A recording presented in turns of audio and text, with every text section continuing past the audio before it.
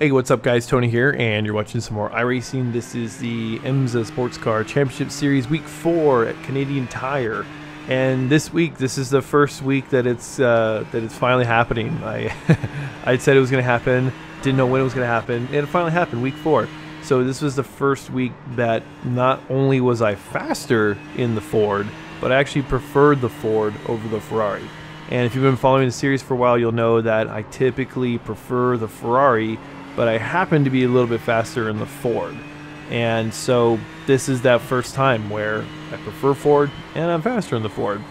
So this week was strange in that the 3 races that I actually got into, all of the practice sessions were disgustingly hot. It's just like terribly hot. And then the race session was cold. So we'd have track temperatures of about between 101 to 105 degrees for the practice sessions, and then we'd get into a race session and the track temperature, like no shit, was like 79 degrees. It was weird. I'm like, I don't understand what's going on here. This dynamic weather thing is really, really weird. It still has yet to be perfected. So anyways, I think a lot of that had to do with my disdain, I'll put it that way, this week for the Ferrari. It felt sluggish, it just felt heavy, and I just didn't feel like it turned very well, and car didn't rotate really well. It just didn't do what I wanted it to do. And so the Ford GT did everything that I wanted it to do, and it was a dream to drive. I mean, as long as you stay off the curbing. A lot of it has to do, and this is just sort of reiterating what I've been saying for the last 4 weeks now plus, is that for me and my driving style, the Ford GT handles high-speed corners way better than the Ferrari. And so for me that showed itself, because Canadian Tire is one of those tracks that has a lot of high-speed corners. It's like all high-speed corner except for Moss Corner, and that corner is a slow corner.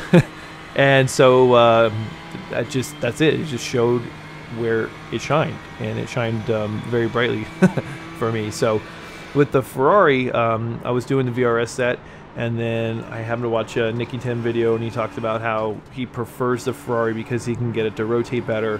And I actually found a set online on the forums, and I grabbed it, and it was a nightmare to try to drive. It was one of those cars that like over-rotated, no power, oversteer, under-rotated.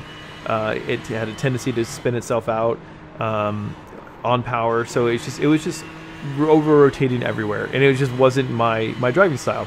And I actually went in, I kept going back from that to the VRS set, and the VRS set was just understeery and disgusting, and Nicky Tim's was like oversteer to the max.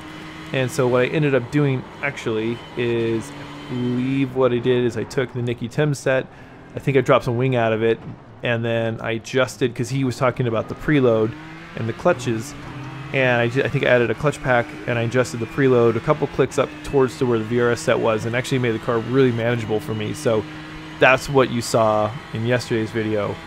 And so for the Ford GT, if I remember correctly, I just pretty much grabbed the VRS set, and I think I might have played with the wing settings, and that's about it. So it pretty much drove like a dream right out of the box.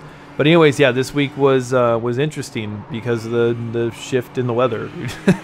I'm glad I didn't have to race in one of those 105 degree track temps. That was that was pretty gnarly. Those were going to be really frustrating races. So thankfully, the 3 races that I got on this week, they were all like this: cooler weather, just beautiful track temps, super sticky.